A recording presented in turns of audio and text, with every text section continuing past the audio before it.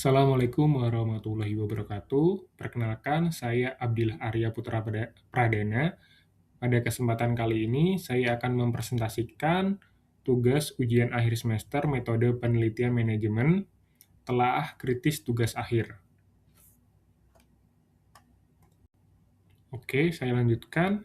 Sesuai instruksi soal, untuk memilih dua tugas akhir dan dua konsentrasi yang berbeda dengan dua metode, yaitu agresi linear berganda, kemudian SEM-PLS.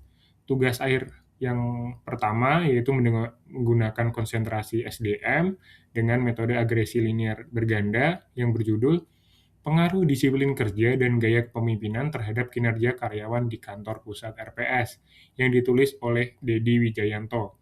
Kemudian tugas akhir 2 yaitu konsentrasi keuangan dengan metode SEM-PLS yang berjudul Kesadaran Wajib Pajak dan e-filing berpengaruh terhadap penerimaan pajak melalui kepatuhan wajib pajak sebagai variabel intervening, yang ditulis oleh Agusman. Oke, selanjutnya. Tugas akhir yang pertama yaitu dengan metode regresi linear berganda. Judulnya adalah Pengaruh Disiplin Kerja dan Gaya Kepemimpinan Terhadap Kinerja Karyawan di Kantor Pusat RPS. Model penelitiannya adalah dengan variabel independennya X1 yaitu disiplin kerja, kemudian variabel dependennya kinerja karyawan, kemudian X2-nya yaitu gaya kepemimpinan. Karakteristik penelitian, pendekatannya dengan kuantitatif, objeknya adalah kantor pusat RPS, variabel independennya ada 2, disiplin kerja dan gaya kepemimpinan, kemudian variabel dependennya ada 1, populasinya 142 karyawan, sampel yang diambil adalah 105 responden. Instrumennya adalah kuesioner, kemudian analisisnya adalah regresi linear berganda. Software yang dipakai adalah SPSS. Baik, kemudian saya akan mempresentasikan temuan kritis yang pertama, yaitu pada rumusan masalah belum mencangkup pengaruh simultan. Bukti dari tugas akhir, rumusan masalah penelitian hanya menanyakan apakah disiplin kerja berpengaruh terhadap kinerja karyawan dan apakah gaya kepemimpinan berpengaruh terhadap kinerja karyawan. Namun, pada tahap analisis, peneliti juga melakukan uji F untuk mengetahui pengaruh kedua variabel secara simultan. Hasil uji F menunjukkan F sama dengan 28,380 dengan signifikan lebih kecil daripada 0,001. Permasalahan. Terdapat ketidaksesuaian antara rumusan masalah dengan analisis statistik. Pengaruh simultan diuji dalam bab 4, tetapi belum dirumuskan secara eksplisit sejak bab 1. Solusi, rumusan masalah dan tujuan penelitian sebaiknya ditambahkan dengan apakah disiplin kerja dan gaya kepemimpinan secara simultan berpengaruh terhadap kinerja karyawan? Dengan demikian, rumusan masalah, tujuan, hipotesis, dan uji F menjadi konsisten. Kemudian pada temuan kritis yang kedua yaitu perlu verifikasi konsistensi nilai R2 dan F. Bukti dari tugas akhir yaitu analisis regresi menunjukkan R square atau R kuadrat itu sama dengan 0,738. Artinya, penelitian melaporkan bahwa 73,8% variasi kinerja karyawan dapat dijelaskan oleh disiplin kerja dan gaya kepemimpinan, sedangkan sisanya 26,2% dijelaskan oleh faktor lain. Pada tabel ANOVA juga diperoleh F sama dengan 28,380 dengan signifikan lebih kecil daripada 0,001. Permasalahannya, kombinasi nilai R kuadrat, F, dan jumlah responden dan jumlah prediktor perlu diverifikasi kembali, karena harus berasal dari model regresi yang sama. Secara matematis, saling konsisten. Hal ini merupakan salah satu temuan statistik paling penting karena menyangkut keandalan output analisis regresi. Solusi yang ditawarkan adalah peneliti harus melakukan pengecekan ulang terhadap model penelitian, yaitu data set penelitian, jumlah responden, jumlah variabel prediktor, tabel model summary, kemudian tabel ANOVA, dan output regresi SPSS secara keseluruhan. Kesimpulan akhir sebaiknya dibuat setelah konsistensi output statistik dipastikan. Oke, kemudian temuan kritis yang ketiga adalah teknik pengambilan sampel perlu diperjelas. Bukti dari tugas akhir adalah peneliti menggunakan populasi 142 karyawan. Dengan perhitungan menggunakan tingkat kesalahan 5%, diperoleh N 104,74.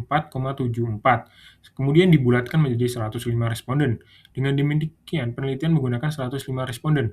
Permasalahan, jumlah sampel telah ditentukan, tetapi aspek yang perlu diperjelas adalah bagaimana 105 responden tersebut dipilih dari 142 anggota populasi. Penjelasan mengenai teknik sampling penting karena menentukan apakah responden dapat dianggap mewakili populasi penelitian. Solusi penelitian perlu dijelaskan secara eksplisit. Jenis teknik sampling yang digunakan, dasar pemilihan responden, kriteria responden jika ada, prosedur penyebaran kuesioner, alasan teknik tersebut sesuai dengan karakteristik populasi. Dengan demikian, proses pengambilan sampel menjadi transparan dan dapat dipertanggungjawabkan. Oke, selanjutnya. Oke, temuan kritis yang keempat adalah terdapat potensi kedekatan konsep antara disiplin kerja dan kinerja yang dibuktikan dengan disiplin kerja diukur melalui beberapa aspek seperti berikut ini. Kemudian sementara kinerja karyawan juga diukur melalui aspek berikut. Permasalahan yang saya sorotin adalah beberapa indikator memiliki kedekatan konsep. Contohnya penggunaan waktu dalam disiplin kerja memiliki hubungan konseptual yang cukup dekat dengan ketepatan waktu dalam kinerja. Kondisi tersebut dapat menimbulkan overlap antara konstruk dan sehingga hubungan antara disiplin kerja dan kinerja dapat terlihat lebih kuat, bukan hanya karena hubungan teoritis, tapi juga karena kemiripan indikator. Solusi untuk memperbaiki hal tersebut adalah memperjelas definisi operasional setiap variabel, kemudian memastikan setiap indikator benar-benar mempresentasikan konstruknya, kemudian menghindari indikator yang terlalu mirip antar variabel, memberikan dasar teori yang kuat untuk setiap indikator, kemudian dengan demikian, disiplin kerja dan kinerja itu benar-benar dapat dibedakan secara konseptual.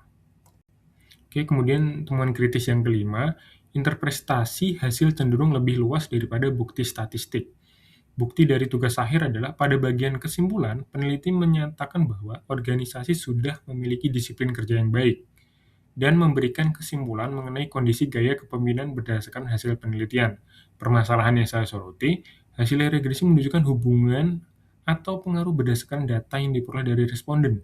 Namun, hasil tersebut tidak secara otomatis membuktikan bahwa seluruh kondisi organisasi sudah baik secara objektif. Peneliti berbasis kuesioner lebih tepat digunakan untuk menggambarkan persepsi responden terhadap variabel yang diteliti. Nah, solusinya adalah kesimpulan perlu dibatasi sesuai dengan data yang diperoleh. Contoh, berdasarkan persepsi responden, disiplin kerja memiliki pengaruh positif dan signifikan terhadap kinerja karyawan. Dengan formulasi tersebut, kesimpulan menjadi lebih objektif, profesional, dan sesuai dengan desain penelitian. Oke, kemudian temuan kritis yang keenam atau yang saya sorotin adalah 6 temuan kritis pada tugas akhir yang pertama adalah saran penelitian masih bersifat umum. Bukti dari tugas akhir adalah peneliti memberikan rekomendasi seperti perlu untuk terus meningkatkan disiplin kerja dan perlu menerapkan gaya kepemimpinan yang lebih partisipasif dan komunikatif. Permasalahan syarat tersebut memang relevan dengan variabel yang di dalam penelitian, tetapi masih bersifat umum dan normatif. Belum terlihat secara jelas indikator atau aspek tertentu yang harus diperbaiki berdasarkan hasil penelitian. Solusi, yaitu saran sebaiknya dikaitkan langsung dengan hasil penelitian. Misalnya, jika indikator ketepatan waktu memiliki skor rendah, organisasi dapat memperbaiki sistem monitoring waktu kerja. Kemudian jika aspek komunikasi pemimpin rendah, dapat dilakukan evaluasi pola komunikasi antara atasan dan bawahan. Kemudian jika aspek partisipasi rendah, organisasi dapat melibatkan karyawan dalam proses pengambilan keputusan tertentu. Dengan demikian, saran menjadi lebih spesifik, terukur, dan dapat diterapkan. Itu adalah 6 temuan kritis yang saya presentasikan dari 25 temuan kritis yang saya lakukan pada tugas akhir yang pertama. Oke, saya lanjutkan pada tugas akhir yang kedua. Oke, tugas akhir yang kedua itu analisisnya menggunakan SAM PLS. Judul penelitiannya adalah kesadaran wajib pajak dan e-filing berpengaruh terhadap penerimaan pajak melalui kepatuhan wajib pajak sebagai variabel intervening. Karakteristik penelitiannya adalah pendekatan kuantitatif, respondennya adalah 100 wajib pajak, populasinya adalah 161.328 wajib pajak, samplingnya purposive sampling. Analisisnya menggunakan SAM PLS, softwarenya SAM PLS 4, kemudian variabel intervening adalah kepatuhan wajib pajak. Catatan, menggunakan SAM PLS lebih kompleks karena penelitian tidak hanya menguji pengaruh langsung, tetapi juga hubungan tidak langsung melalui variabel intervening. Oke, selanjutnya, temuan kritis yang pertama yaitu adalah ukuran sampel belum secara khusus dijustifikasi untuk SMPLS. Bukti dari tugas saya adalah penelitian memiliki populasi sekitar 161.328 wajib pajak. Peneliti menggunakan rumus Taro-Yamane dengan margin of error 10%, sehingga diperoleh sampel 100 responden. Permasalahan yang saya sorotin di sini adalah perhitungan tersebut dapat digunakan untuk menentukan ukuran sampel dan dari populasi. Tetapi untuk penelitian dengan sistem PLS, kecukupan sampel sebaiknya juga mempertimbangkan kompleksitas model dan jumlah hubungan yang diuji. Dalam penelitian ini, terdapat beberapa jalur langsung dan jalur tidak langsung melalui variabel intervening. Solusi, peneliti sebaiknya memperbaiki justifikasi tambahan menggunakan power analysis, kemudian minimum sample size berdasarkan kompleksitas model, kemudian mempertimbangkan jumlah prediktor pada konstruk endogen, kemudian besarnya efek yang ingin dideteksi. Dengan demikian, jumlah 100 responden yang tidak hanya dibenarkan berdasarkan ukuran populasi, tapi juga berdasarkan kebutuhan analisis SMPLS. Kemudian saya lanjutkan dengan temuan kritis yang kedua. Nah, temuan kritis yang kedua yang saya sorotin adalah purposive sampling membatasi generalisasi hasil.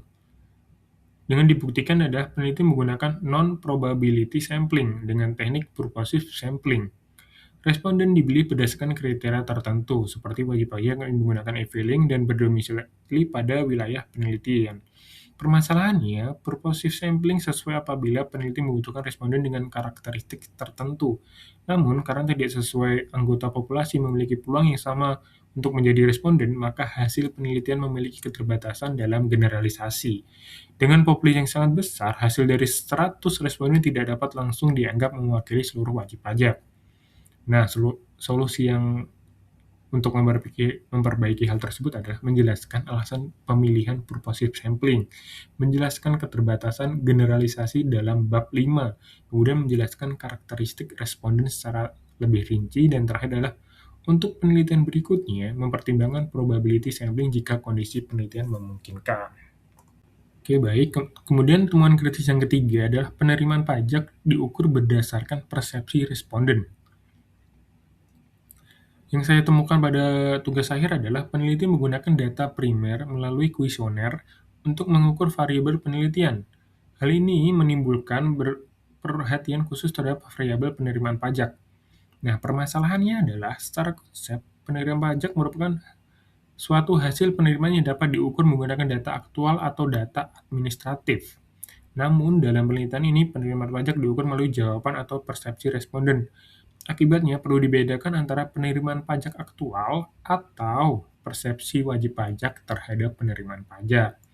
Nah, solusinya adalah alternatif terbaik adalah menggunakan data penerimaan pajak aktual apabila tersedia dan dapat diakses. Jika tetap menggunakan kuesioner, peneliti perlu menjelaskan definisi operasional konstruk, menegaskan bahwa yang diukur adalah persepsi, kemudian menyesuaikan nama konstruk dengan indikator yang digunakan, kemudian menjelaskan keterbatasan pengukuran tersebut, dan dengan demikian konsep teoritis dan cara pengukuran menjadi lebih konsisten. Kemudian temuan kritis yang keempat adalah HTMT menunjukkan kedekatan antara kesadaran dan kepatuhan. Nah, bukti pada tugas akhir adalah hasil pengujian HTMT menunjukkan nilai HTMT berkisar 0,7 148 sampai dengan 0,876. Nilai tertinggi terdapat pada hubungan kesadaran wajib pajak dengan kepatuhan wajib pajak sebesar 0,876.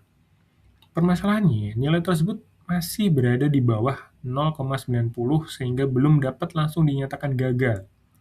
Namun, nilai 0,876 cukup dekat dengan batas tersebut dan menunjukkan bahwa konstruk kesadaran wajib pajak dan kepatuhan wajib pajak memiliki kedekatan konsep yang cukup tinggi.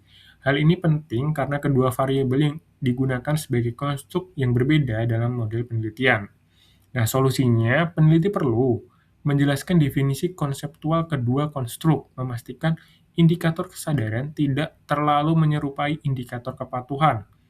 meninjau kembali sumber indikator, kemudian menjelaskan alasan teoritis mengapa kedua konstruk tetap berbeda. Dengan demikian, validitas diskriminan tidak hanya dipenuhi secara angka, tetapi juga secara konseptual. Temuan yang Temuan kritis yang kelima, yaitu nilai VIF belum ditampilkan secara memadai. Peneliti telah menyajikan beberapa hasil evaluasi inner model seperti R-square, F-square, patch coefficient, chi-square, t-statistik, p-value. Namun, nilai VIF belum ditampilkan secara memadai dalam hasil utama penelitian. Permasalahan, VIF penting untuk mengetahui apakah terdapat multikolinearitas atau kolinearitas yang tinggi antar prediktor. Apabila kolinearitas tinggi, koefisien jalur dapat menjadi kurang stabil dan interpretasi hubungan antar variabel menjadi kurang meyakinkan. Nah, solusinya adalah peneliti sebaiknya menambahkan tabel VIF konstruk yang memiliki lebih dari satu prediktor, kemudian hasil tersebut kemudian dapat digunakan untuk menjelaskan apakah model memiliki masalah kolinearitas atau tidak. Dengan demikian, evaluasi inner model menjadi lebih lengkap dan dapat dipertanggungjawabkan. Nah, temuan kritis yang keenam yang saya presentasikan dari hasil 25 penemuan pada tugas akhir yang kedua, yaitu hasil mediasi tidak signifikan dan perlu diinterpretasikan secara hati-hati. Bukti dari tugas akhirnya adalah hasil pengujian indirect effect menunjukkan, seperti tabel tersebut, permasalahannya adalah kedua hubungan tidak langsung memiliki p-value lebih dari 0,05 atau 5%, sehingga tidak terdapat bukti statistik yang cukup bahwa kepatuhan wajib pajak memediasi hubungan tersebut. Namun, hasil tersebut perlu dibahas secara hati-hati dan tidak langsung diartikan bahwa variabel kepatuhan sama sekali tidak memiliki peran. Nah, solusinya adalah peneliti perlu menggunakan interpretasi tidak ditemukan bukti statistik yang cukup mengenai efek mediasi. Selain itu, istilah yang terlalu kausal seperti menjawab penyebab sebaiknya dihindari apabila desain penelitian merupakan survei cross-seksional. Lebih tepat menggunakan istilah berpengaruh secara statistik atau memiliki hubungan dengan. Nah, itu adalah presentasi yang saya sajikan untuk temuan kritis yang saya anggap penting pada tugas akhir yang kedua. Oke, selanjutnya. Oke, perbandingan hasil telaah untuk perbandingan metodologis dua tugas akhir, yaitu yang tugas akhir 1 analisisnya menggunakan regresi, kemudian tugas akhir 2 menggunakan SAMPLS. Aspeknya adalah yang pertama model. Regresi itu relatif sederhana. Untuk SAMPLS lebih kompleks dengan variabel intervening.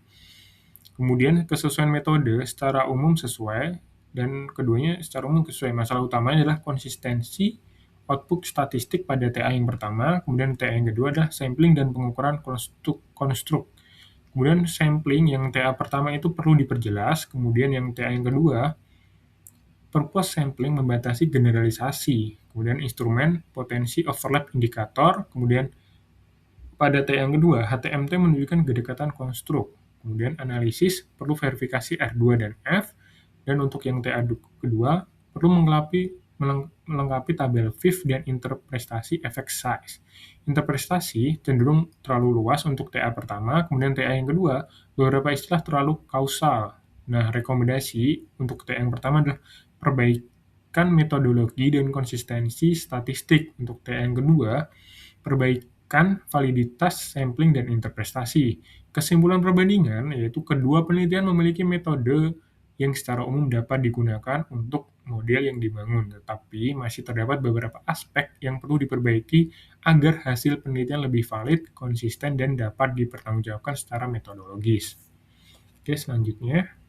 Oke, kita udah sampai pada kesimpulan akhir. Kesimpulan akhir yang dapat saya sampaikan adalah penelitian yang baik bukan hanya penelitian yang menghasilkan nilai signifikan, tetapi penelitian yang memiliki kesesuaian metodologis, data yang dapat dipertanggungjawabkan, analisis yang tepat, serta kesimpulan yang sesuai dengan bukti penelitian.